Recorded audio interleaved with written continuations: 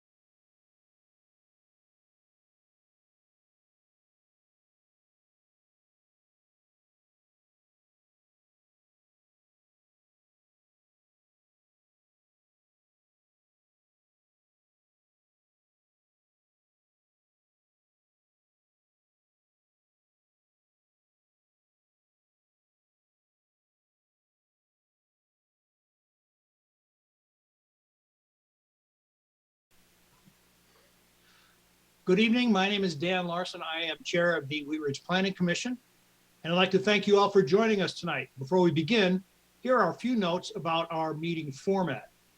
Tonight's Planning Commission meeting is being held online.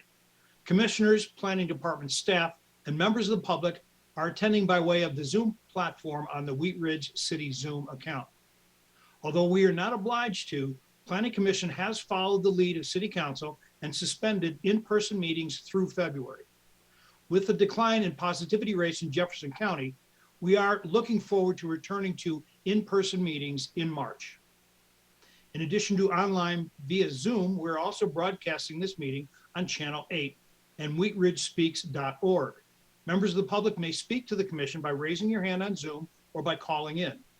A Zoom meeting link and dial-in information is available on wheatridgespeaks.org. When it is time for public comment, and there are 2 public comment periods tonight, those who wish to comment on our Zoom connection, please use the raise your hand button. If you are dialing in, press *9 to raise your hand and *6 to unmute your phone.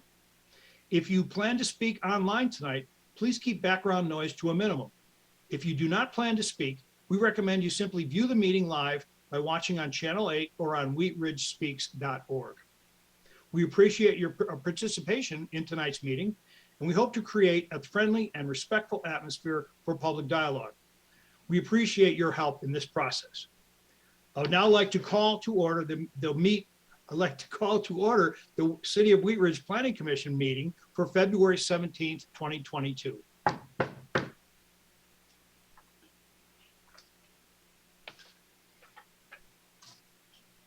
First, the second item on our agenda tonight is a roll call of our members. May I get a roll call of the members, please? Shahi Sambai. Here. Christine Disney. Here. Melissa Antol. Here. Will Kearns. Here. Janet Leo. Here. And Daniel Larson. Here. The That is next it. item on our, we have 6 commissioners attending tonight, correct? Yes. Very good, thank you. The next item on the agenda is the Pledge of Allegiance. Please virtually stand up and join me in the pledge. I pledge allegiance to the flag of the United States of America and to the republic for which it stands, one nation, under God, indivisible, with liberty and justice for all. Thank you. The next item is approval of the order of tonight's agenda. Is there a motion to approve the order of tonight's agenda? I'll make a motion to approve the order of the agenda. Is there a second? Thank you. Any additions or corrections to tonight's agenda? Hearing none, I will call for a vote. Raise your hand if you approve the order of tonight's agenda. Motion passed 6-0. Thank you. Next, we will vote to approve the minutes from our last meeting. Is there a motion to approve the minutes from the meeting on January 20th, 2022? I move that we approve the minutes from our previous meeting. Is there a second? Commissioner Kern, thank you. We'll call for a vote. Raise your hand if you approve the minutes from our last meeting. I abstain. Motion passed 5-0 with one abstaining. Thank you. Janet. We will now open the general interest public forum segment of our agenda. This is the time for any person to speak on a subject that is not on tonight's agenda. If you plan to speak on an item on tonight's public hearing agenda, please wait until the hearing for that item. All speakers are asked to limit their remarks to 3 minutes. Speakers may not donate their time. If you plan to speak, please give us your name, spell your last name, and share your address.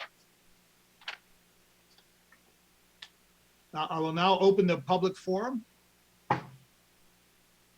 Is there anyone who has raised their hand for the general interest public forum? There might be a couple. If you would like to speak on anything other than what's on the agenda tonight, please raise your hand by clicking raise hand. Otherwise, press *9 if you're on the phone, and that will raise your hands.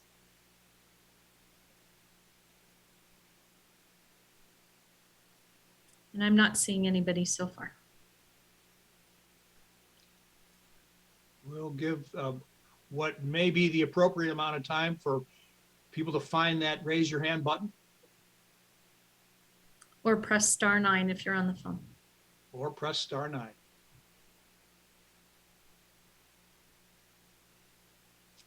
Nobody has raised their hands. Thank you, Tammy.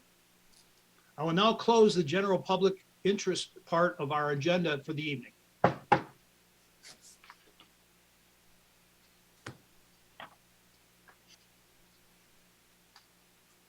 Our first item tonight is case number WZ 2113.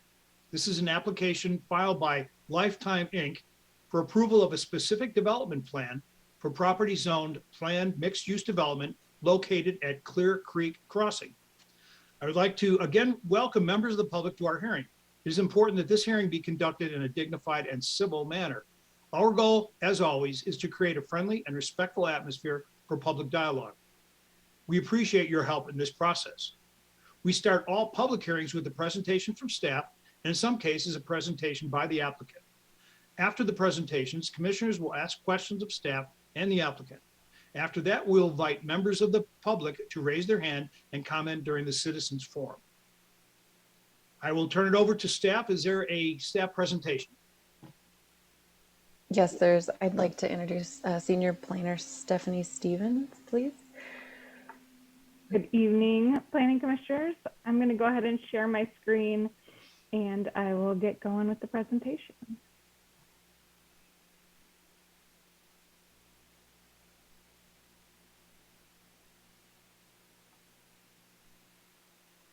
Okay. So my name is Stephanie Stevens and I'm a planner with City of Wheat Ridge Community Development Department.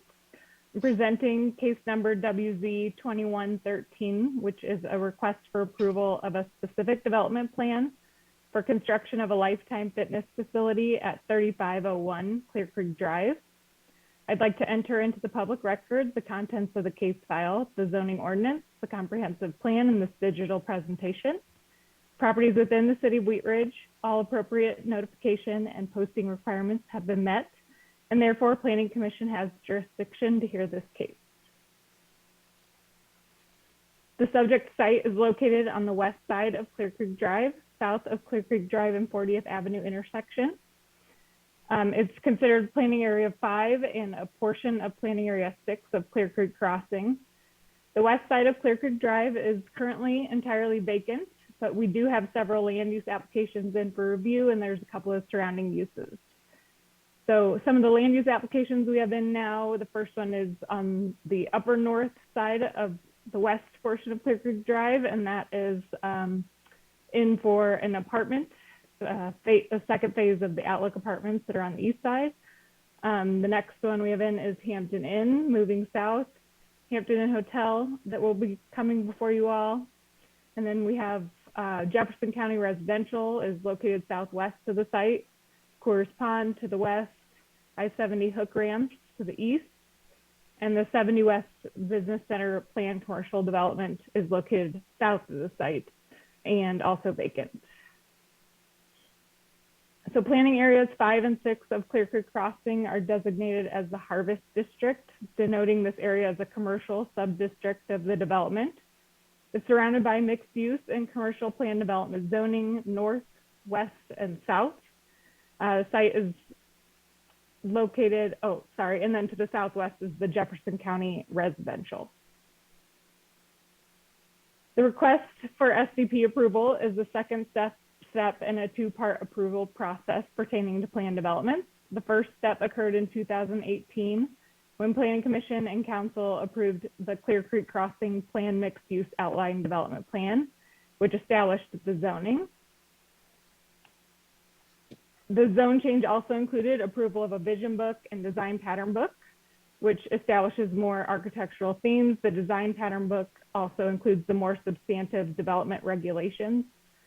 And also an architectural control committee was established by this zoning. It's for the Clear Creek Crossing development, and it's comprised of members of both city staff and the developer, the master developer, to ensure consistency across the projects and third-party review. The ACC has provided their recommendation of approval. The applicant is requesting to build an approximately 111,000 square foot building and 41,400 square foot amenity deck on the 12.2 acres. The primary use is classified as indoor and outdoor recreation, which is permitted in these planning areas. And in the ODP, these planning areas were divided into distinct planning areas, primarily because of grade challenges and required shared access to the parcel to the south. It was anticipated that these constraints would have required separate development lots with separate access. Through an iterative design process between the applicant and the city, the developable portions of these planning areas have been combined to achieve a preferred design which accommodates the topography and meets access and development goals of the underlying zoning.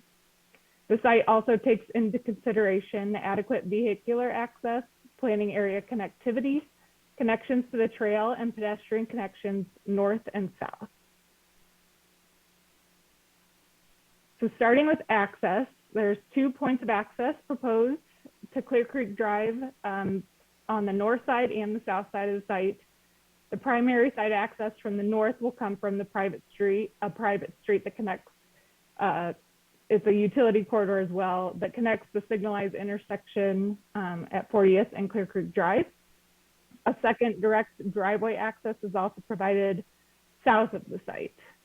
The access points will direct vehicles and pedestrians through a main drive, which cuts through the middle of the site and lies between the building and parking areas.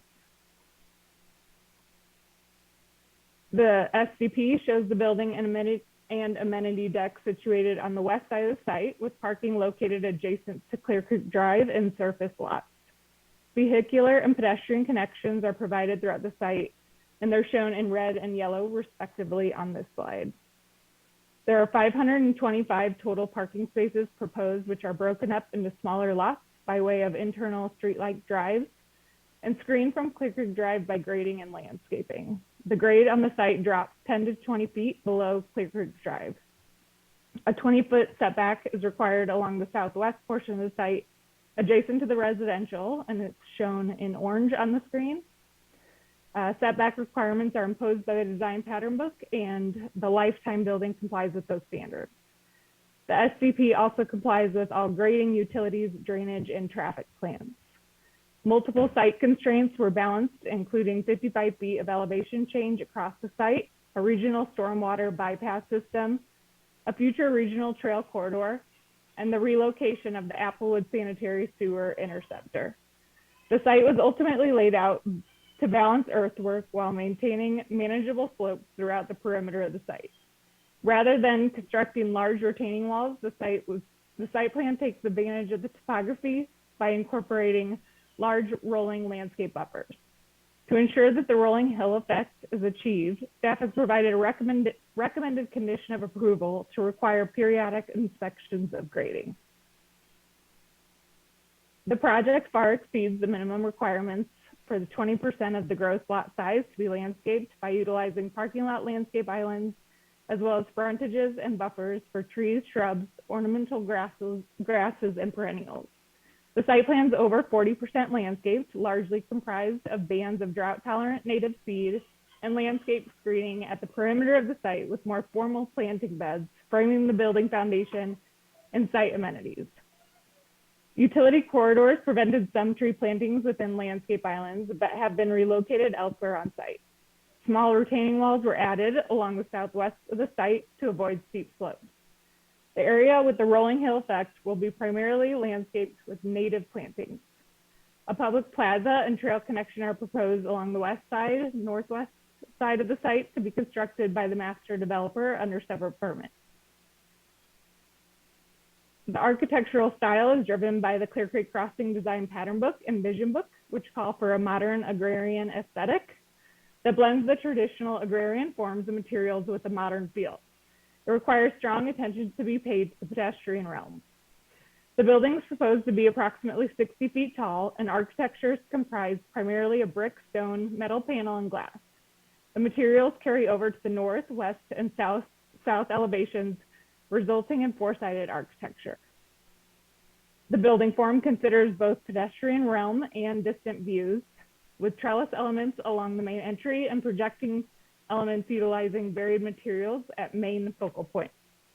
The building is accentuated using corner elements, enhanced entries, changes to material, and architectural expression. Overall, facade transparency on the street-facing facade meets requirements of the design pattern book. This architecture has evolved throughout the review based on staff feedback, and materials provided in the packet show how the detailed standards are being met. Here's a perspective view from Clear Creek Drive. The parking lot sits 10 to 20 feet below the street, so surface lots will not be so prominent. And here's a view from the trail. The trail then sits 10 to 20 feet below the site. The trail will be constructed by the master developer and will be required to be in place prior to certificate of occupancy for lifetime. Since Wheat Ridge is not a full service city, we sent the application on referral to fire, sanitation, and water districts, as well as completed our internal review. We did not receive objections from outside agencies, and coordination with these districts is ongoing. Civil construction documents are nearing approval, and the plat is currently under review. A recommended condition of approval has been placed to ensure that the SDP matches the plat. Before the hearing, the property was posted for 15 days, and letters were sent to property owners and residences within a 600-foot radius. And the project was posted to Wheat Ridge Speaks. One comment was received on Wheat Ridge Speaks pertaining to the building location and lack of orientation to the street. The ODP and development standards for this particular location and Clear Creek Crossing do not require orientation to the street, presumably due to challenging grades and site constraints. With that, staff finds that the SDP is consistent with the ODP and is in compliance with all standards set forth in the ODP design pattern book and city code. The SDP is consistent with the purpose of a planned development, and all agencies conserve the property. Ultimately, staff is recommending approval with conditions as listed in the staff report. This concludes my presentation. The applicant is also planning to present, and we're both here for questions. Thank you. Thank you, Stephanie. And are we going to have a live discussion from the applicant, or will we be reviewing the video? He will also be going live. David, are you there? Yes, I am. Thank you. Sorry, it kicked me out when I joined as a panelist briefly, but. David, would you mind please state your name, spell your last name, and provide your address, please? Sure. My name is David Modrow. That's M-O-D-R-O-W. And I am located at 4317 Blenheim Circle in Minnetonka, Minnesota. Thank you. Give me one moment. I'm going to set up the presentation. Real quick, can you spell the street name? Sorry. Yeah, it's B as in boy, Lenheim, Circle. Perfect. And you said Minnetonka. Yep. All right. Thank you. Welcome.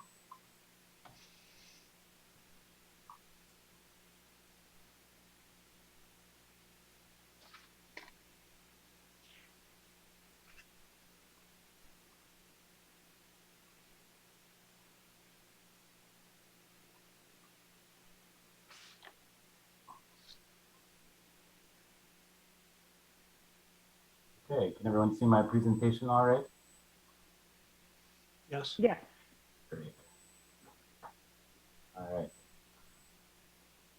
Well, good evening, commissioners and city staff. My name is Dave Madra with the Property Development Group at Lifetime. We're excited to propose a new club destination in the city of Wheat Ridge within the Clear Creek Crossing Outline Development Plan. Lifetime seeks approval for a specific development plan, including 12.2 acres within planning areas 5 and 6 of the Harvest District.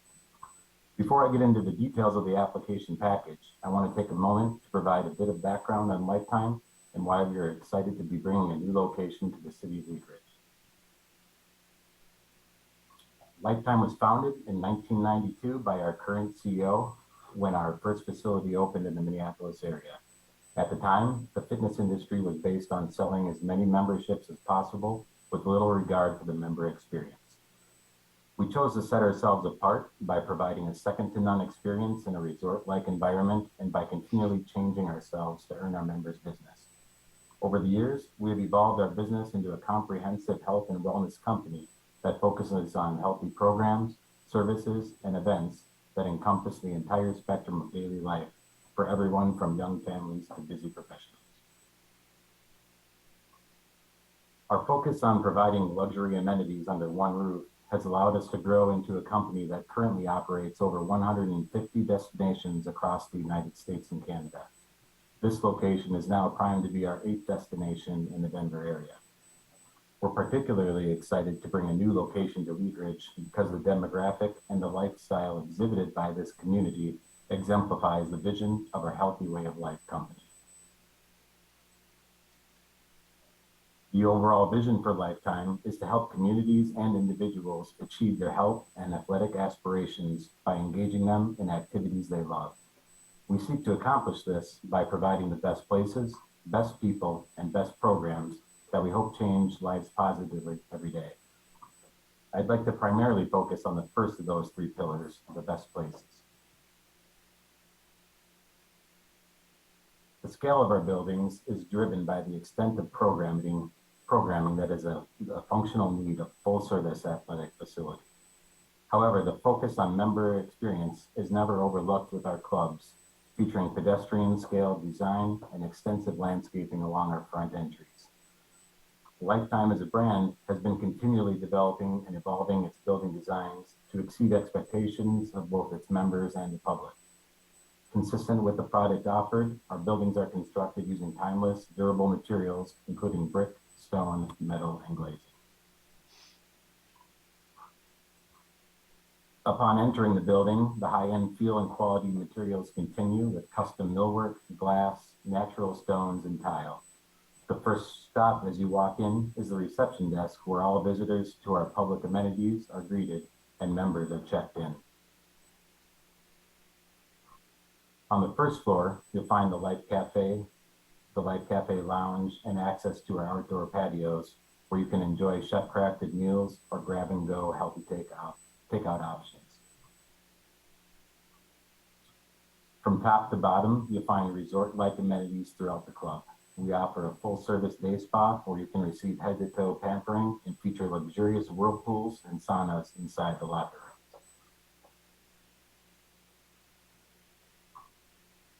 The resort feeling continues through the club, featuring an indoor lap pool, and expands outdoors with the outdoor amenity deck, complete with additional lap swimming, a zero-entry leisure pool, expansive lounge seating, water slides, and a poolside bistro.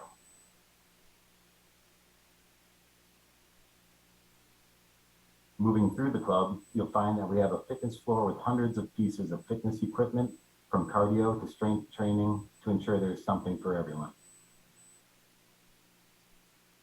And you can't have a second to none experience in our clubs without the help of some of the best trainers and fitness instructors in the industry.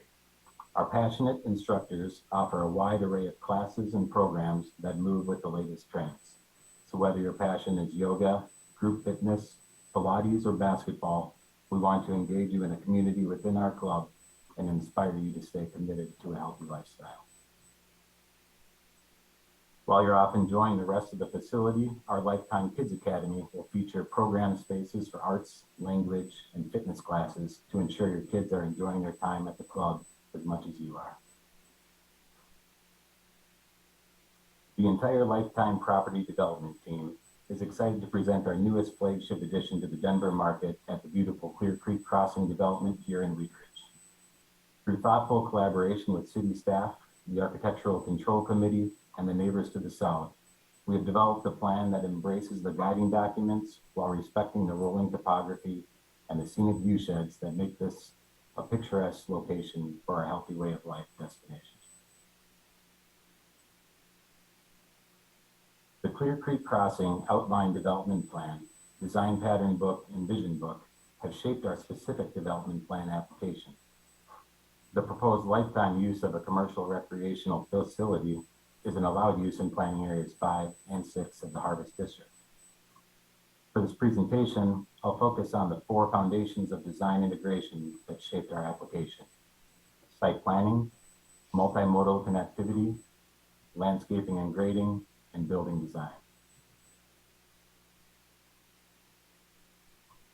Through multiple iterations of prototypes and varying orientations, the proposed site was designed to meet the requirements and intent of the guiding documents. During the planning stages, specific priorities were made to provide a sense of arrival from the I-70 freeway, to preserve the spectacular view corridors of the mountainous skyline, to embrace the existing topography of the site, and provide robust landscape buffers to transition from the residential uses to the south and southwest. The resulting lifetime site plan orients its front door to the east and its outdoor amenities to the west. This orientation engages the 3-story, 65-foot tall building with the community as it sits prominently just west of the I-70 ramp intersection with Clear Creek Drive. This orientation provides a spectacular sense of arrival to the Clear Creek Crossing development. With the front door oriented east, the outdoor amenity deck takes advantage of the scenic mountain skyline and the majestic Coors holding pond to the west. Rather than constructing large obtrusive retaining walls to address the significant grade change, the site plan embraces the topography of the site and incorporates large rolling landscape buffers from our neighbors to the south and west. The resulting site plan is over 40% landscape, and that's doubling the 20% requirement.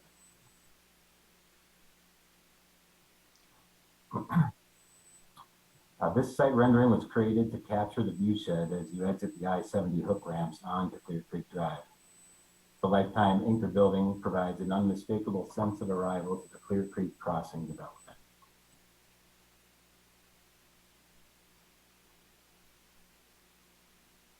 Consistent with the guiding documents, there are 2 primary vehicular access points to the site.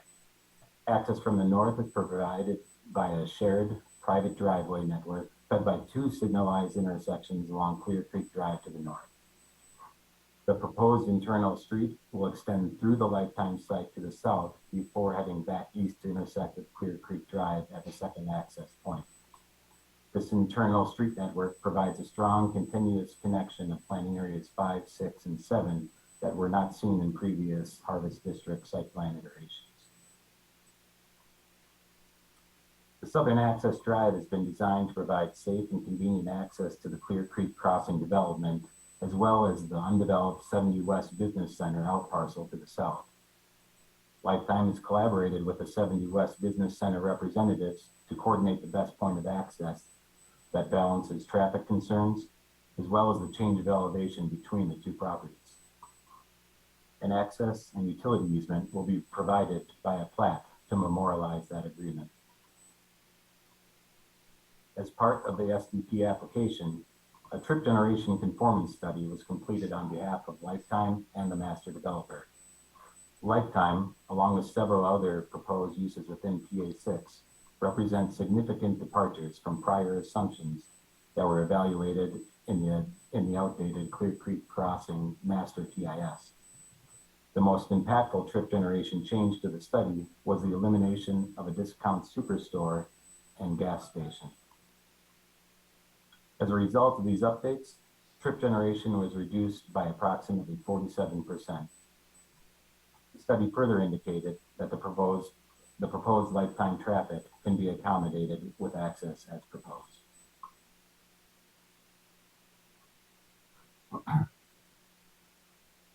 Lifetime has developed a plan to provide strong pedestrian and bike connections throughout the site and to the surrounding infrastructure. Consistent with the guiding documents, access has been provided to Clear Creek Drive to the south, adjacent to the southern access drive. Access to the north is provided by the Block 4 internal road corridor through PA6 and connects with the larger pedestrian network located at the 40th Avenue intersection. A trailhead plaza with a direct stair connection to the future regional trail will be constructed at the northwest corner of the Lifetime site. Details for the trailhead plaza will be coordinated with the master developer as the trail plans progress. Additionally, an accessible at-grade sidewalk connection will extend north of the site for future connection to the trail through the remainder of PA6. This connection will be constructed by the master developer as the remainder of PA6 develops. Internally, the site has been designed for safe travel of bicyclists, pedestrians, and vehicles with designated areas to minimize conflicts. Internal sidewalk networks were designed to funnel pedestrians to defined crossings of the main driveway. Where pedestrian ways cross vehicular driveways, a combination of differentiated pavements and painted crosswalks will be used to alert drivers and to calm traffic. A zero curb pedestrian level crossing is proposed at the main entrance to allow for safe, accessible access to the parking lot and to the site pedestrian network. The area adjacent to the front of the building has been activated with outdoor seating, trellis elements, walls, landscaping, and enhanced concrete pavements to embrace the modern agrarian theme of the development. The site perimeter and parking lot landscape and design centers around large alternating bands of drought-tolerant native grasses, native prairies, and landscape screening beds at the perimeter of the site to complement the design theme of the guiding documents. In addition to the required 20-foot landscape screening buffer for the residential boundary to the south, large rolling hillsides were incorporated into the site, providing over 40% of landscape space. These large landscape buffers were purposely located to enhance the transition from the residential uses to the south. In contrast, landscapes surrounding the building and within the outdoor amenity deck feature formal planting beds, boulder outcroppings, and site furnishings aimed at grounding the building and complementing the site's agrarian architectural theme.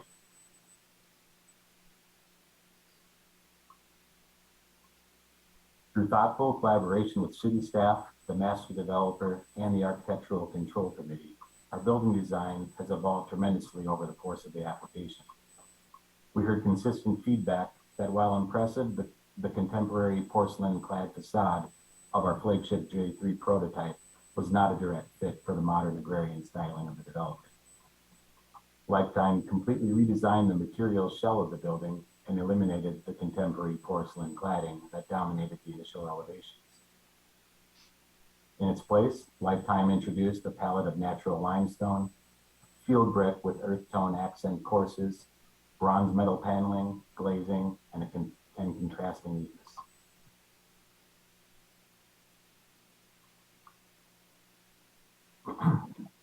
The end result of this redesign effort is a building we are extremely proud of and undoubtedly represents the Lifetime brand and the design theme of the Clear Creek Crossing development. The timeless quality materials chosen are the perfect blend of modern agrarian architecture and Lifetime's luxury brand. careful consideration was made to emphasize large-scale identifying stone elements on the public-facing east and west elevations. A variety of color and texture is used, with more tactile materials near the structure base and corners to give the building a sense of venerability when close up. Higher on the building, elements become more pronounced for visibility from a greater distance. Lifetime is truly thrilled with the final product and its cohesiveness with the surrounding development. The entire Lifetime property development team and I would like to thank the tireless city staff, Architectural Control Committee, Evergreen Development Company, and the neighborhood for providing thoughtful and meaningful input throughout the application process. To the members of the Planning Commission, we are extremely grateful to have our application heard, and we are happy to answer any questions or concerns you may have about the application materials for the Lifetime brand. Thank you. Thank you, Mr. Madro. I would now like to poll our commissioners for questions and ask the commissioners hold their comments until after the public forum. And tonight we'll start with Commissioner Disney. Do you have any questions for staff or the applicant? I do not. Okay, and Commissioner Antal.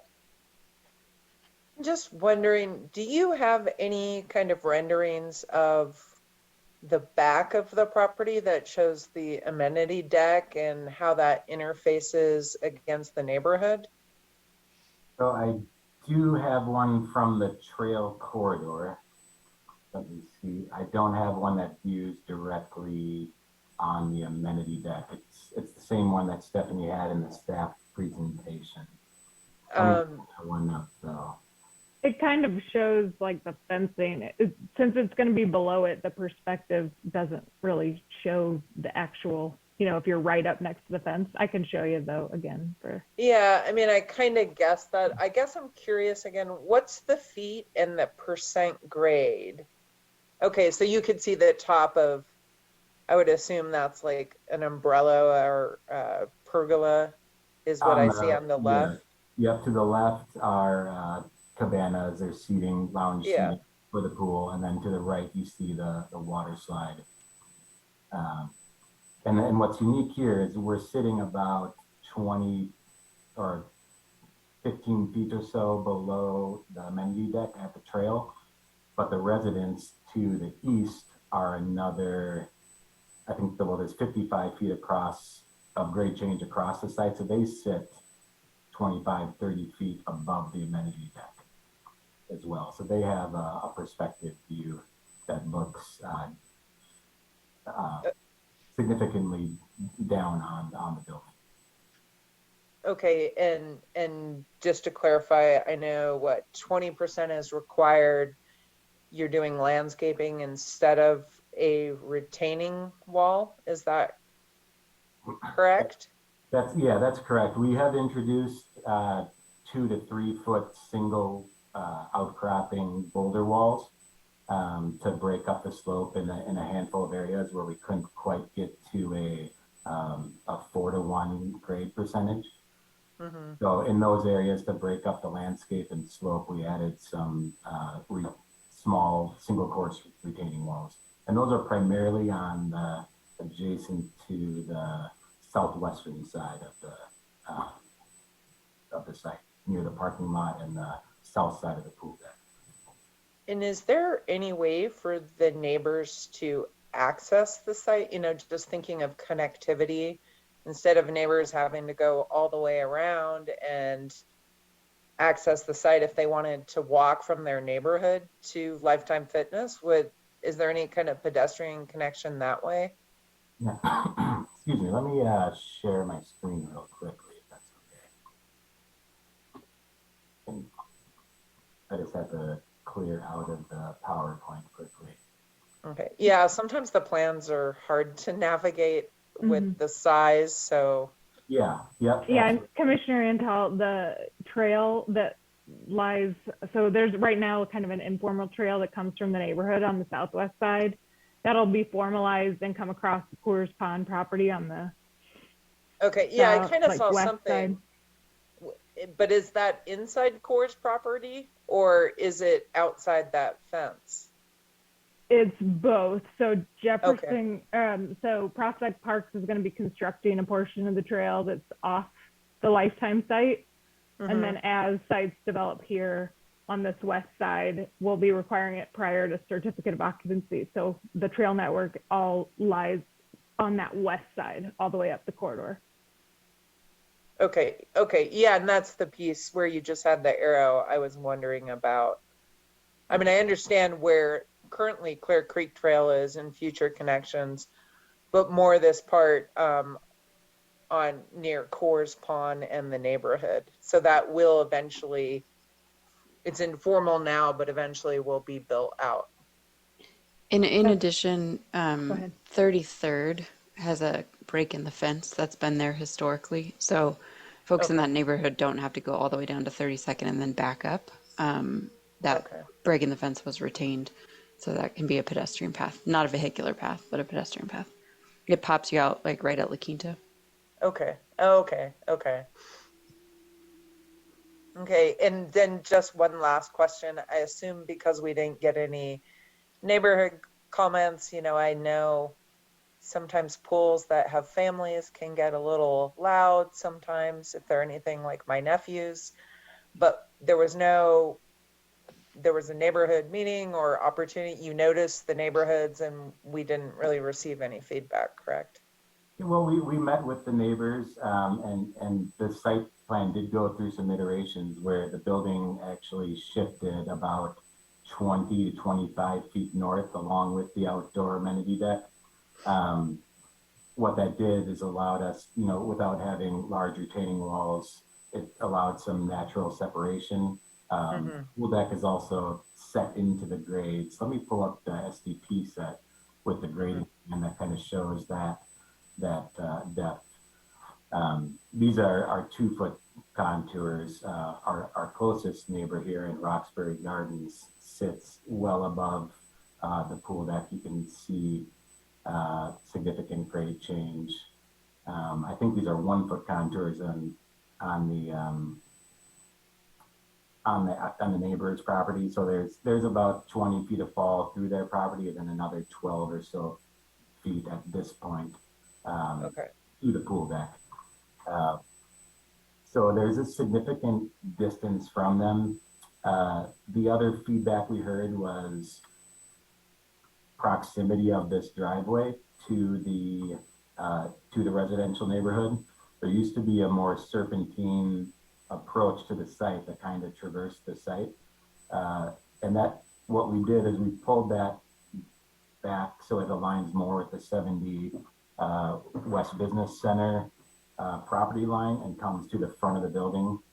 So it really eliminated the frontage of that driveway from that development. Okay. Great, thank you. I know we're not supposed to do comments yet, but I do think the grade changes will help to buffer some of that noise as well as the site improvements. So thank you for going over that. Welcome. Thank you, Commissioner Antle, and we will go to Commissioner Kearns. Why the stairway connection to the trail? So in the guiding documents, we needed to show a connection kind of mid-block of PA5 or PA6 to the trail. What this allows is we're working with Evergreen, the master developer, to put a kind of a trailhead plaza to show kind of a point of entry from the southwest here to our site. So there's a stair connection here. And then let me pull up that illustrative plan. But why not an ADA accessible way to the tree? The plan here I see the future design, but that's just kicking the can down the road. Why not build an ADA accessible connection to the trail with this development? So what's been focused on is making that connection where it makes sense with the grade, and that at-grade connection would fall along the remainder of PA6. We will be working closely with Evergreen on the trail final design and the plaza, but the intent is that you have an at-grade connection that's going to be used by the entirety of DA6, and then along with the trailhead plaza area. There'd be multiple switchbacks to go down 12, 15 feet of grade directly from the pool deck area down to the trail in that location. It looks like it's it looks like it's getting kicked down the road because it's getting pushed onto the vacant site, but the trail is actually a requirement of the development as a whole and will be built not piecemeal, but sort of all at once by Evergreen. So we're trying to consider direct and accessible connections through that entire trail segment, stretching from the Lifetime property all the way up and around to the Hampton property. But the ADA accessible trail segment won't be built until that property to the north is developed, correct? No, it will all get built at the same time so that it's one consistent trail construction. So, Okay. Yeah, and Evergreen is also here if they wanted to speak to that when it comes to the right time for that. There won't be a requirement, Commissioner Kearns, to have ADA accessibility on each parcel to that trail. So the at-grade trail design looks like segment 10 is not going to be ADA compliant.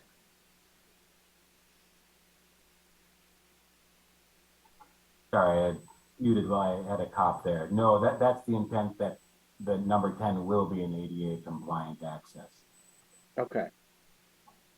It's hard to see in here. You can see the overlap grading and how Lifetime site is relatively flat, but it takes off. These are 2-foot contours as you head north towards the hotel. So the anticipation is that there'll be an at-grade connection and then another future plaza area at that at-grade location. Okay. So you have 2 points of access, one that traverses directly up at the Lifetime site, and then the ADA access that goes along the corridor of it. Okay.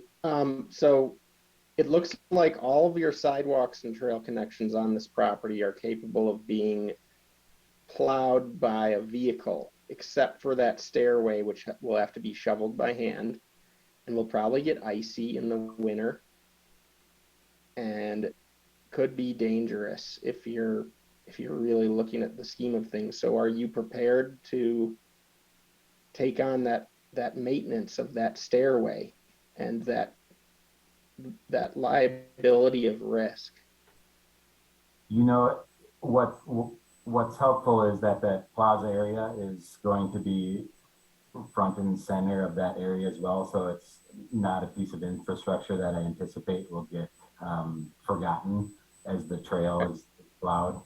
Because it will be, I anticipate, we're excited about it, that use is high visibility and main access for our members coming from those different pedestrian locations. Does the stairway have a handrail? So the stairway isn't at final design because of the plaza design. So that's something, because the final grading the trail isn't complete yet. So we plan to incorporate, it's not going to necessarily be in this exact orientation or location, because we want to have that engaged with the plaza as well. Okay. The parking lot seems really, really large. I did a quick count. I counted 500 spaces plus about 11 ADA spaces. Is that just a design that does Lifetime dictate how large the parking lot needs to be, or does the city of Wheat Ridge dictate how large the parking lot needs to be?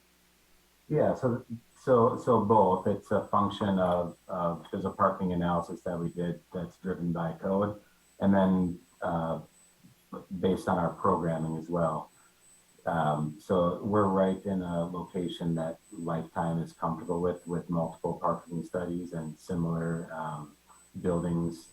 We have, this will be our 8th in the Denver market. So we take a look at similar club size for parking demand. So it's based on membership projections, as well as we do meet city requirements as well.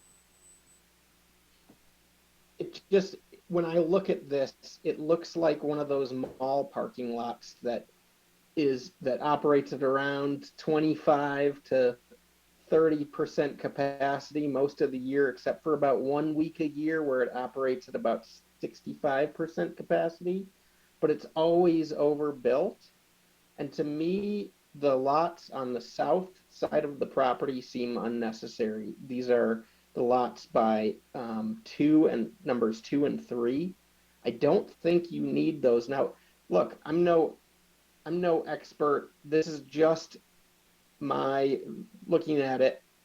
I haven't done any calculations, but it Sure. seems like that lot, those southern lots seem to be just taking up extra space that could be a developable property otherwise. It doesn't seem like anybody's going to park down there and walk all the way to the building. I mean, maybe on the week after New Year's, but Yeah, so we have anywhere from 50 to 75 employees, and there's our parking demand based on peak hour usage. So you have your habitual users. That sounds, our habitual members that come, but we see multiple peaks during the day. You have your members coming in before work, and then there's typically also a peak just after school drop off, in that 9 to 10 o'clock hour after the morning. And then again, there's another peak after the evening peak hour rush when people are heading home and hitting the clubs. But we have, 150 operating clubs, and then 8 in the Denver area that really drive those parking numbers. Yeah. So it's really a function of our usage. And then another thing is it's the scale of the buildings. We have a cafe, a bar, a spa, all sorts of programming in one use. So it's a pretty diverse use that we spend quite a bit of time with our parking studies analysis, and it's really broken down by the size of the building and the membership projections. Okay.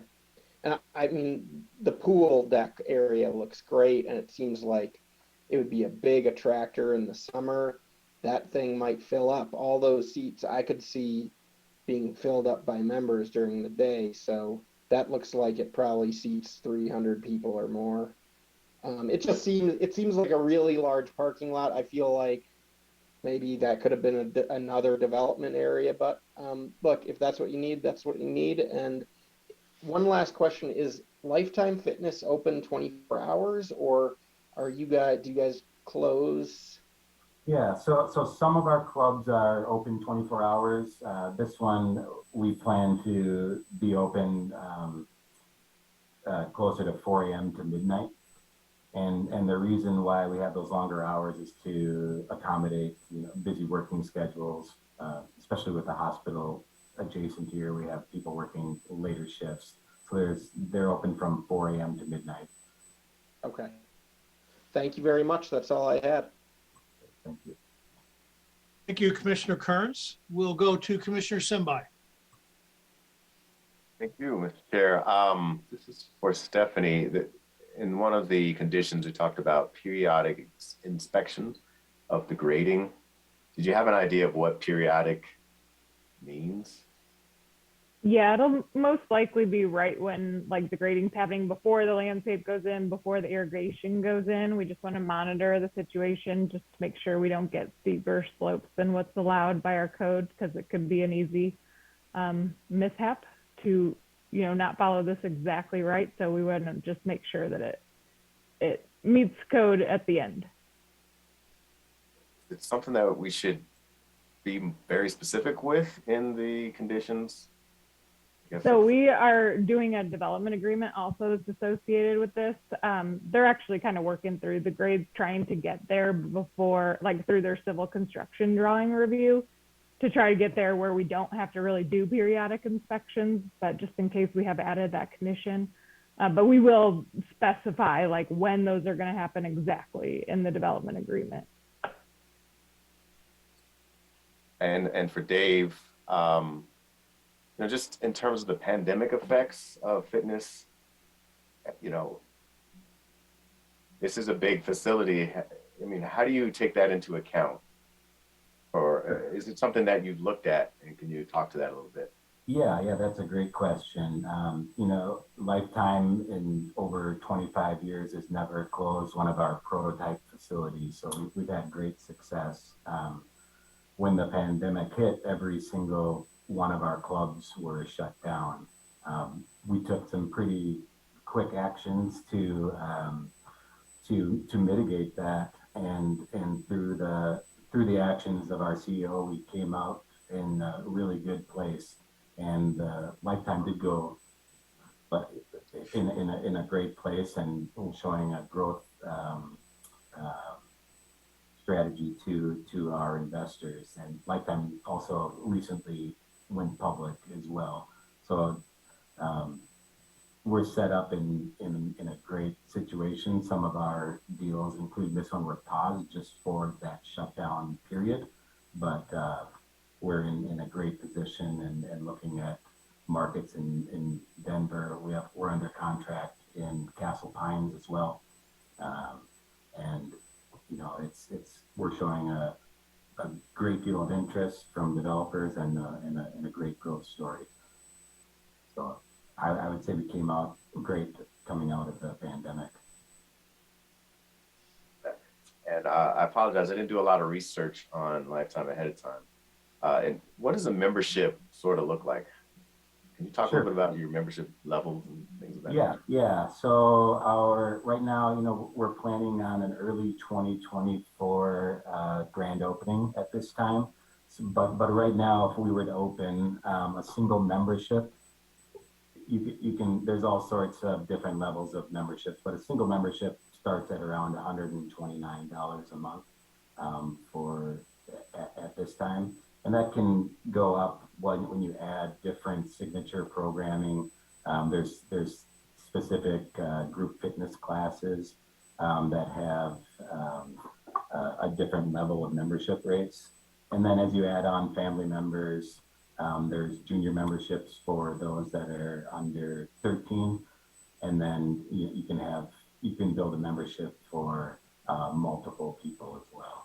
So it starts at $129 and goes up as you add different access opportunities and family members.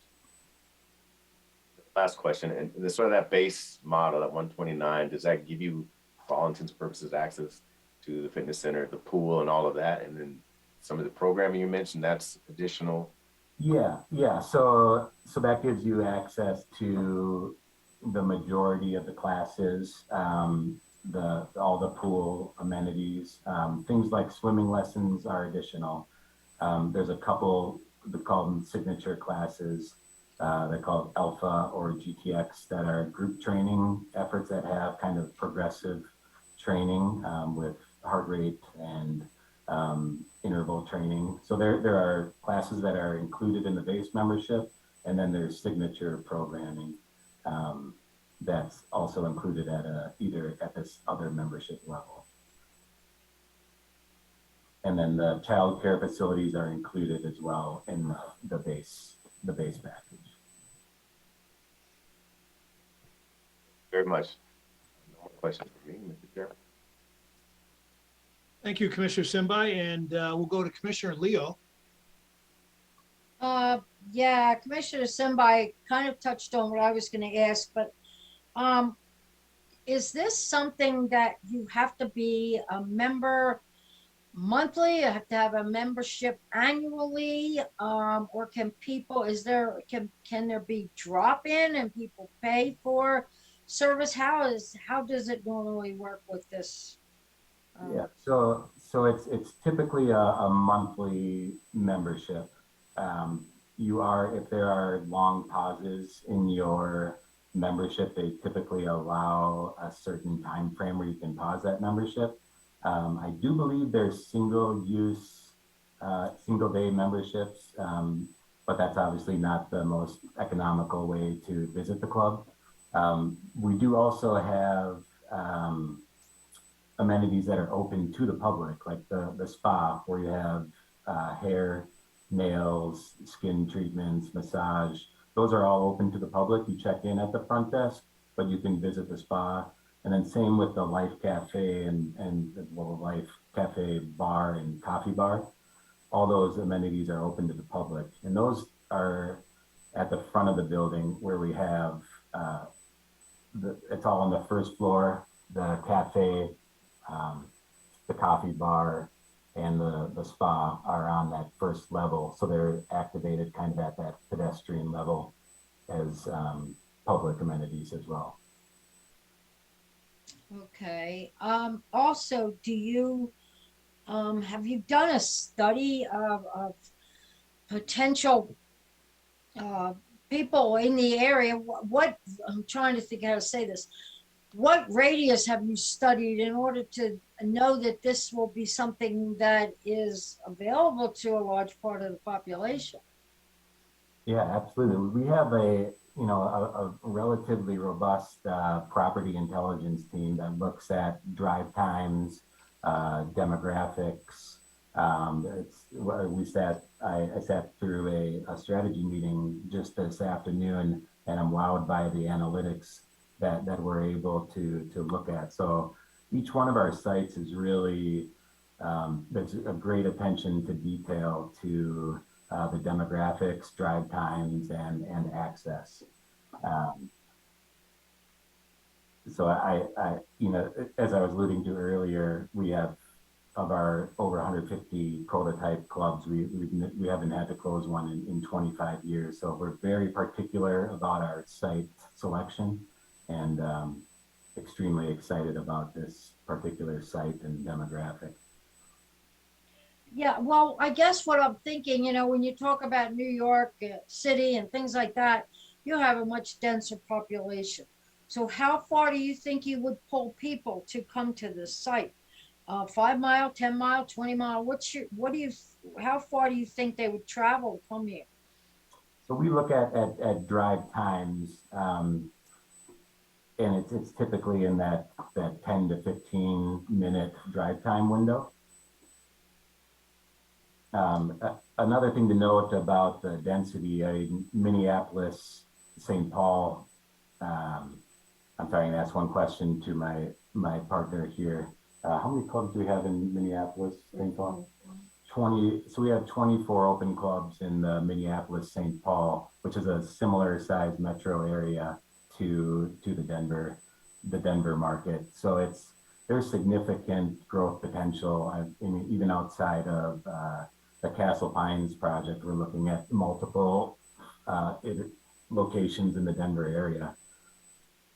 So it's a combination of demographics, drive times that we really focus on. So you think that you have the density that would support this? Yeah, density and growth potential. Yeah, absolutely. Okay.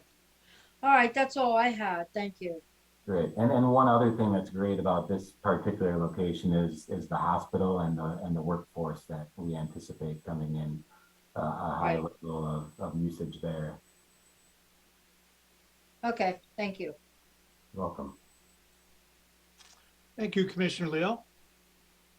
And to conclude the question segment, I just have a couple. One is on Lifetime as a company. The other one has to do with the site.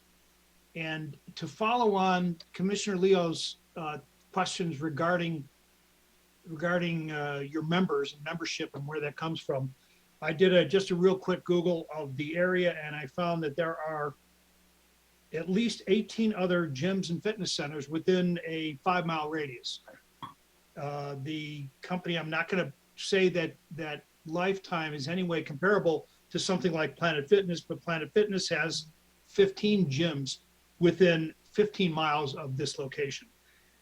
Is there any concern? You talked about growth. Is there any concern that although there's a specific brand for Life Time and probably a more of a specific demographic that you guys are looking at, is there a concern over market saturation in an area like Wheat Ridge? You know, yeah, the simple answer is no, because you know it's you really can't avoid competition in the fitness industry. You know, it's a $35 billion industry in fitness clubs, but Lifetime's carved out a niche, high-end resorts. These outdoor amenity decks are really second to none, and it's that resort and country club atmosphere. But the other interesting thing is the fitness industry is pretty fragmented. You know, the 10 biggest players in the industry really represent only about 1/3 of the market share. So it's something we look at, but it's not a concern. It's something we're very used to going into markets because there is a large presence, and like I said, you can't avoid competition, but it's something that we embrace. Great. Thank you, Mr. Madro. And just following up to some of the discussion earlier on the contours and the grading and whatnot, if you wouldn't mind pulling that contour map up again, and I'm trying my best to get a better understanding, but if I read this correctly, the general contour of the area flows from south to north, and so the residential area to the southwest is higher up, but you have created in the parking lots and the building itself a flat area with contours around the side. Am I reading that correctly? Yeah, so it sits, all of PA6 kind of sits in a bowl. The residential sits well above and 70WC well above our site. So everything falls south to north. These two parking fields kind of south of the building have manageable grades of a 4 to 5% parking lots. And then the area right out inside of the building flattens out. And then you fall into Coors Pond. But that's right, from Clear Creek Drive and all our boundary to the south and southwest, where the site kind of sits in a bowl. So it funnels to our site. All right. And then you see this driveway traverses that slope, and then you have this kind of grand entry feel of these landscape buffers where the driveway sits above the parking garage. I'm sorry, not parking garage, the parking lots. But then everything, yeah, the building sits about 15 to 20 feet below the hook ramps, and then you fall another 15 to 20 feet towards the Coors Pond. So and you did have a view, you don't have to put it up, but you had a view looking west from the hook ramp, and it appeared that the entire area, all the parking lots, the building, are below the grade of Clear Creek Drive and the hook ramp exit. Is that correct? That's right. Okay. And when you enter from the South Drive and you come through that entrance in the south and then you head north along the internal drive there, does that road have a grade on it, or is that flat? That is where we make up all the grade difference. So Clear Creek Drive, as you are heading north, falls significantly from 70 WBC. You can see the grade contours. It falls at about probably around 5. I can't recall if these are 1 or 2 foot contours, but it falls from south to north. And our drive aisle also mimics that, but takes on that additional 10 to 15 feet. So It's level at the access to 70 WBC, and then you fall at about an 8% grade into the site to our front door. So it flattens out in the area at the lower parking lots. Is there any concern about snow and ice on that grade? So 8% is about, is kind of a design standard. You want to keep drives below 8%. So we went through multiple iterations of trying to switch this back and do different. This is the best combination of landscape buffers and grading balance for the site. So, but the answer is no. Well, you will want to keep it clean and plowed, but 8% is kind of that is one of those civil engineering design guidelines you want to stay within. And then parking lots, you want to stay under 5%. And these are all at about 4.5 to 5% on these upper parking lots. Okay. And then just one more question about the parking lots. The stormwater runoff goes which direction, and how is it collected? Yeah, so there's two main stormwater collection points. There's a stormwater bypass system that really takes a lot of the Jefferson County runoff from the south. And so there's a storm sewer diversion system and a swale that carries runoff from our south around Coors Pond. There's an interceptor ditch that's been built by the master developer. So that takes offsite runoff to the south. And then our stormwater is collected via internal storm drains, and that the main drive, that's a utility corridor that'll be built by the developer, brings in a trunk storm sewer line, and all of the stormwater management is done on the northeast side of Clear Creek Crossing. So there'll be I don't know how fast it's reloading for you. Can you see the colored illustrative now? Yeah, yes, we can see it. Yeah, so there'll be our stormwater is all collected in sewer, brought to a central point at our access drive, and that's carried through the internal drive to a holding pond that's been constructed on the northeast quadrant here of Clear Creek Drive. Great. And so is there any concern that eventually when the rest of PA6 is developed, that there will be sufficient capacity? No, and a big part of that is we have 40% landscape space, really due to these large landscape buffers.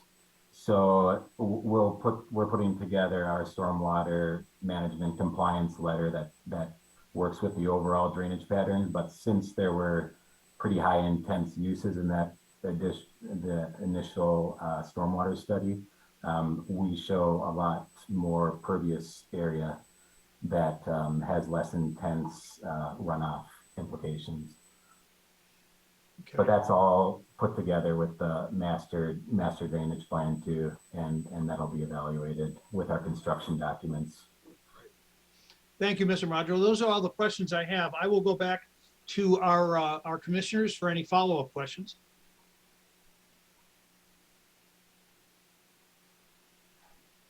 Commissioner Disney, a follow-up? No questions. And Commissioner Antle, follow-up?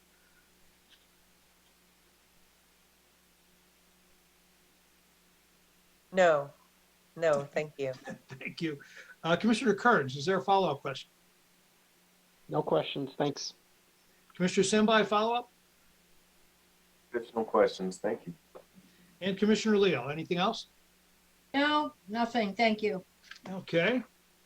All right, we will now open the public forum for case number WZ 2113. This is an application filed by Lifetime Inc. for approval of a specific development plan for property zoned planned mixed-use development located at Clear Creek Crossing. We ask that you please limit your comments to this case. Now, we typically administer an oath for any participant in a public hearing, staff, applicants, and the public. In this virtual meeting format, we're administering that oath in a different way. If you comment during a public hearing tonight, by choosing to testify, you are agreeing that the testimony you give will be the truth as you know it.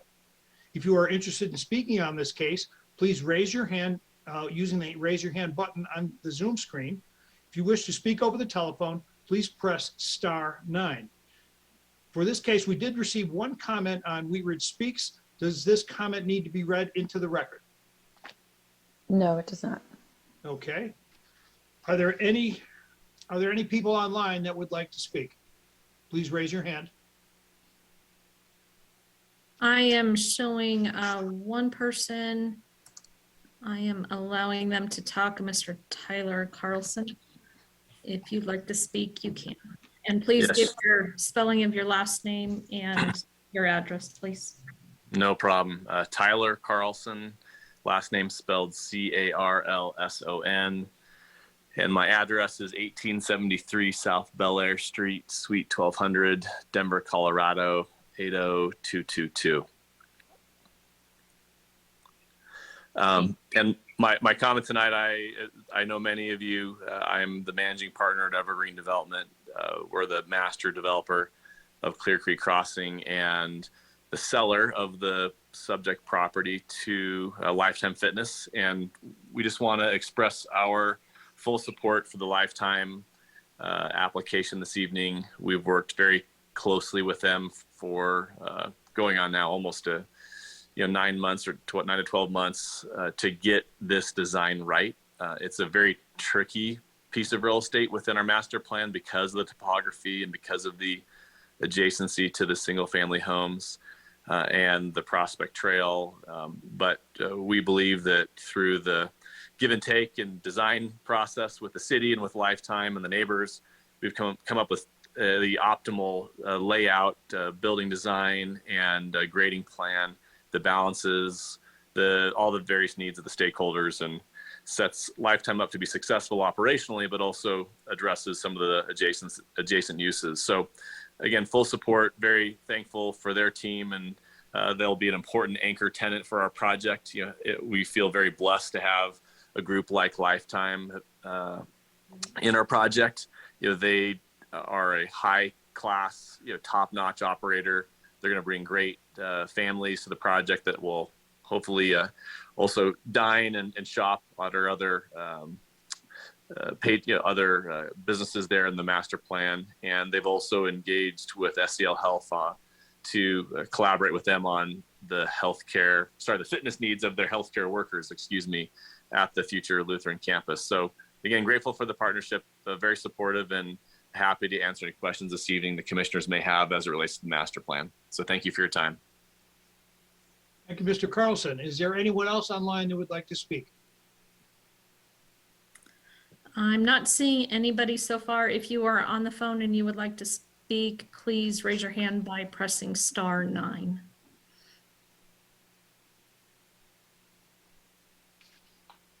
Currently, nobody else is raising their hand.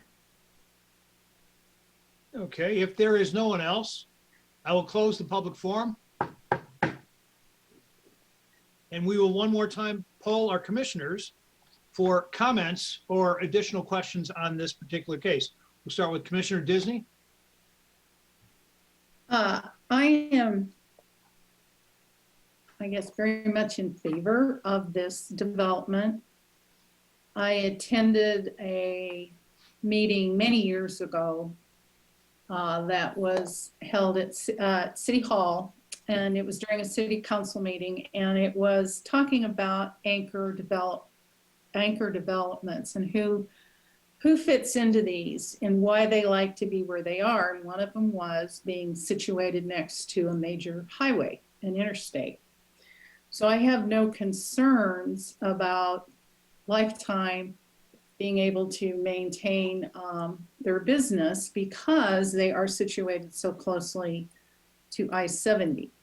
We have people that are going to be visiting from Golden, Arvada, Denver, people passing through. It's an ideal location for something like this. And kudos to Stephanie for putting together such a complete presentation. I can tell you put a lot of work into it. I think it's exciting. There are a lot of health clubs in this community, but there's nothing quite like this one. And I think we're very lucky as a community to have something of this caliber and this scale. And I can tell that there was a lot of thought put into situating this on the site such as they did, because it is very tricky. And I think it's a fantastic development. I think this is shaping up to be a really cool parcel for us in terms of what's planned for future development, and it'll fit right in. That's all I've got. Thank you. Thank you, Commissioner Disney. Commissioner Antal.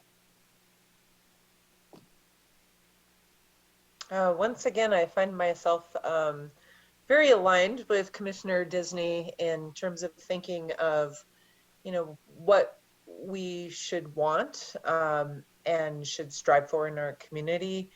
I do think this is a different type of facility that will really add to kind of the character and the quality of life. I really appreciated, I think it was Tyler, your comments as someone who has seen sometimes how the inside of working with developers can work and getting all your entitlements in place. I was really pleased to see kind of the results of that close collaboration that you spoke with, you know, thinking about making those trail connections, how you orient the site, being creative about how to make use of the topography that also creates kind of a more natural experience in an area where I think that's just going to add to the appeal of this site. Even though you are adjacent to a highway, you kind of have this whole other, I guess, 2/3 of the site that basically you can capitalize on because of the improvements I'm seeing. I also appreciated the flexibility you had in your designs. I know in the past, developers haven't wanted to be flexible in kind of the architectural detail and have kind of pushed back on even the building materials. So I was glad to see that you're really trying to stay true to kind of the pattern book that's been established for this area. So just want to echo, you know, feel like this was really well thought out and excited. You got me really excited when you said spa treatments and lounge. So looking forward to that. Thank you. Thank you, Commissioner Antal. Commissioner Kearns. This looks like an incredible facility. I think this is a tremendous asset to the community, and it just looks great. It looks incredibly attractive. It's high quality. It's everything we want.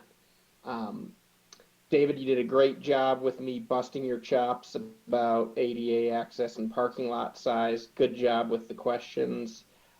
You know, I'm just trying to make sure that this facility functions as well as possible, and that we're making as efficient use of our land as possible. So thank you very much, and I'm excited. I'll be voting yes for this. Thank you, Commissioner Kearns. Commissioner Sembai.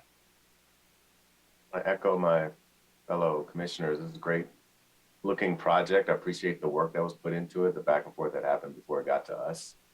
And appreciate that there's some public options there for people to go, especially appreciate you thinking about the hospital and their staff too, how they could incorporate that. So like what you've done, and I would echo what Commissioner Kern said. You had great answers to our questions, Mr. Madro, so appreciate that. Thank you, Commissioner Sembai. Commissioner Leo. Yeah, so I agree with everything that's been said by everyone. My feeling is that it'll fit really well in that whole Clear Creek crossing area.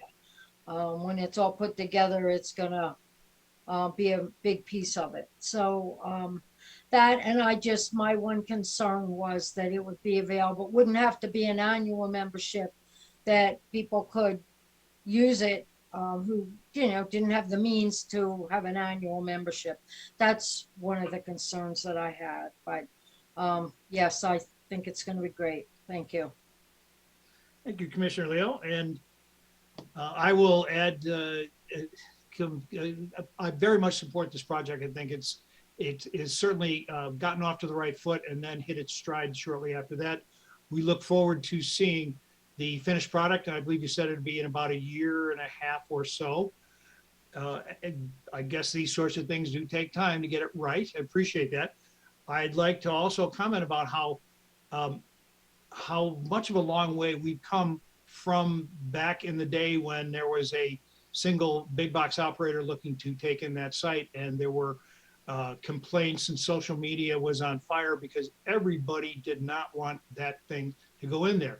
And I think what we found here tonight is a very, very credible and viable anchor for Clear Creek Crossing. When you come off, the thing that I was impressed most, and that's why I was pressing you on the contours, that when you exit on the hook ramp and you see directly across the street right in front of you, the building is lower by, I think you said maybe 10 feet or so. And so you're not looking right flat across a parking lot, you're looking at the tops of the trees. Many of the cars closer to the east will be below grade, so you won't see them. It has the effect of shortening up the view that you have, making it seem like the building is closer to the street, making it seem like there isn't a big parking lot right there. And I think that took a lot of forethought, and I really appreciate how you guys were able to work with the contours and create something that is really going to be a very strong addition and again, a viable anchor for Clear Creek Crossing. I will also be supporting this, and we appreciate your time and your patience with our questions. So with that, if there are no other questions or comments, we will call for a motion on this item.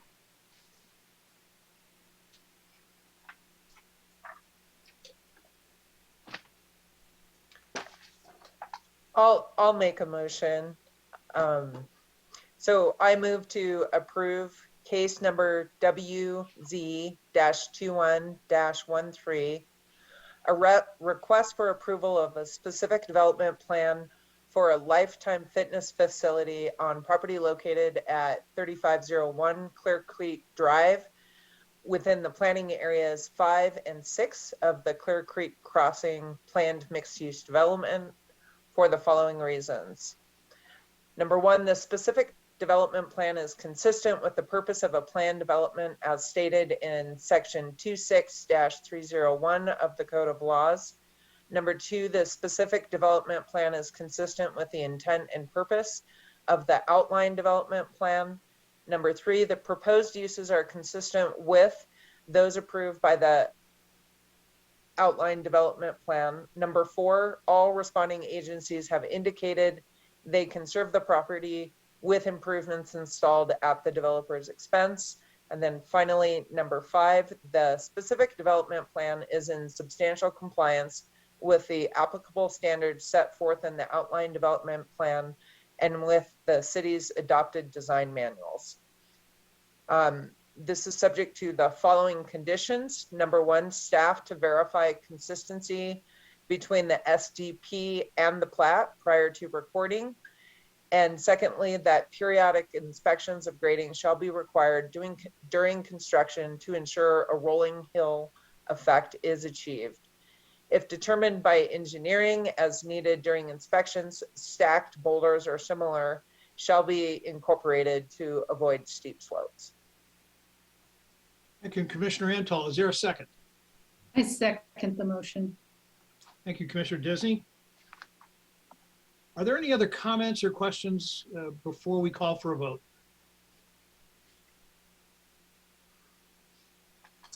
Seeing none, I will ask for a vote on this. Raise your hand to approve the motion.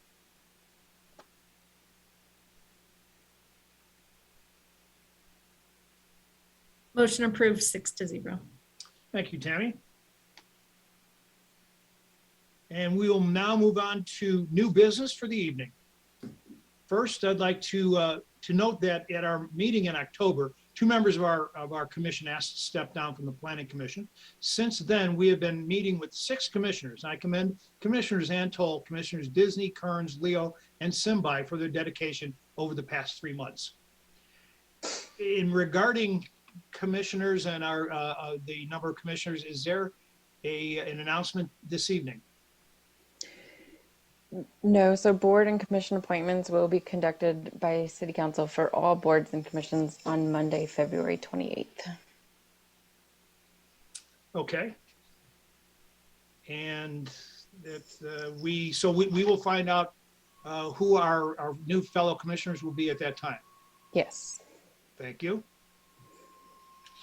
Is there any other new business that we'd like to discuss or we need to discuss this evening? Just a couple updates from staff. So dates wise, we will have the meeting on March 3rd. It'll actually be another Clear Creek Crossing project, the SDP for the second phase of apartments. We're still waiting to see if we'll have anything on March 17th, but we'll certainly let you know as soon as we do. In terms of project updates, the 44th Avenue sub-area plan has officially begun. We've had a meeting with the advisory committee, several focus group meetings, and next Wednesday we have our first public meeting. It's at the rec center. It's actually a joint meeting between 44th and the Let's Talk program for the Fruitdale and Anderson Park neighborhoods. So it'll be an open house format at the rec center, 4:30 to 6:30. For those who can't make it, there will be the same activities and content available online for a period of time. Also at the rec center, we have a new electric vehicle charging station. You might have seen that in the Mayor's Matters, but we now have 2 EV stations at the rec center and 2 at City Hall open to the public. I think it's only $1 an hour to charge. So that's fun. We got some grant funds to do that. I don't have any update on Lucky's. And the last thing I just wanted to do is to thank Commissioner Simbai for his service. This will be his last meeting, and I think I speak for all of staff, and I'm sure for commissioners, that it's been a pleasure to have you on the board. Thank you, Commissioner Simbai. Thank you. It's hard to believe it's gone so fast. I mean, you get started and then kind of march through, and no telling, I might put my hat in the ring again, but definitely happy to make it to the end of this term without getting kicked out by Mayor or Lauren or anybody like that. So pleasure serving with all of you, and I wish you all the best moving forward. Thank you for all the hard work, and all the best. Thank you. Good luck, Jahi. Thank you. And I did have, on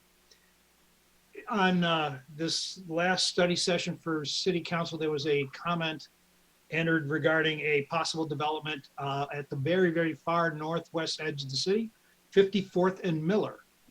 I have not seen anything on that. Wasn't even aware of that until I heard the comment during the City Council meeting. Lauren, can you tell us a little bit about what that involves?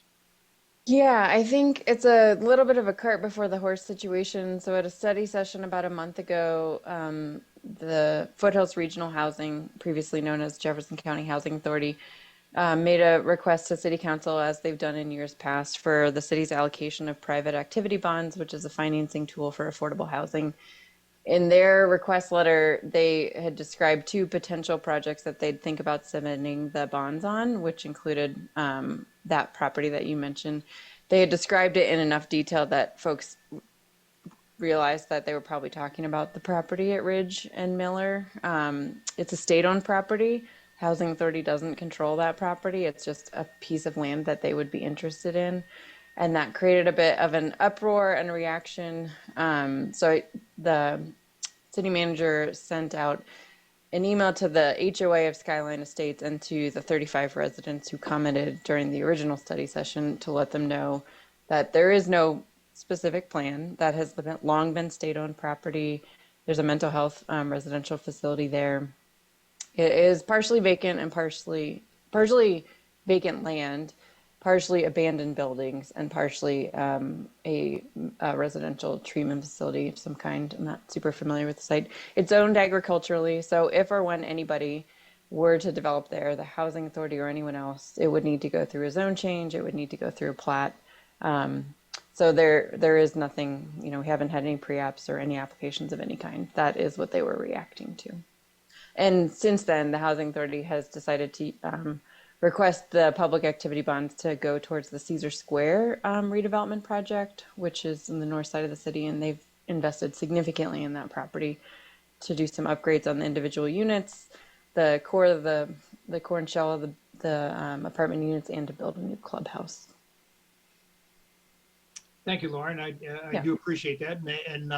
But believe me, those public assistance funds are certainly being put to good use. I live very close to the Caesar Square development, and the results of that investment are visible, frankly. And Yeah. that entire development complex is greatly improved. Yeah, that was a big project. And so, yeah, I offer my compliments on that. I guess just a general question on that big parcel at 4600 Kipling. Their signs are up. They have cleaned up the property of trash and whatnot and dead trees. Any news on that one? So they have an active subdivision application to essentially divide. It's made up of several parcels, sort of illogical lot lines right now. So we're in the process of reviewing a subdivision to create public street, east-west oriented public street in the middle, and then a north half and a south half. Once we get that subdivision, it'll come to Planning Commission and Council because it includes a full width public street segment. And then the individual sites would have site plan review administratively. One of the things that they've run into recently, as I understand it, is just trying to understand that there's enough downstream sanitary sewer capacity. So I think they're working with that special district at this point in time. I don't know what the timeline would be for the hearing for the plat. Thank you. Thank you. And we look forward to it because that seems to be one of the last big developable parcels along one of our main corridors. It's an out-of-state owner, so I don't know sort of where this property falls on their priority list compared to what else they might be doing. So they've owned it for decades, and slowly moving forward. Great. Thank you. Yeah. And I'd like to thank Stephanie as well. I think she did a wonderful job on pulling that presentation together. And thank the applicant as well. Thank you. They've done a really, really good job of addressing the concerns and presenting us with something that we can work with. Are there any other comments from the commission tonight? Yes, is there any more news on Gold's? Anything going on there? In terms of the tenant mix? Yeah. A couple of new tenants that we are aware of: a coffee shop, a running store. The bowling alley wants to open, I think, as a brew pub. I'm forgetting all the others. Illegal Pete's. Illegal Pete's. That was the newest one that we heard about. Yeah, it's coming together. Nothing on the actual market on that building. I don't know which of those, if it's maybe the brew pub that's going into the market side. I can't remember which is which. An ice cream shop, that permit came in this week. That'll be in there as well. Okay. Yeah. Very good. Okay. If there are no other comments, we will ask for a motion to adjourn. I move that we adjourn. Second. And please raise your hand if you approve the motion. Motion approved, 6-0. Thank you. We are adjourned. Thank you.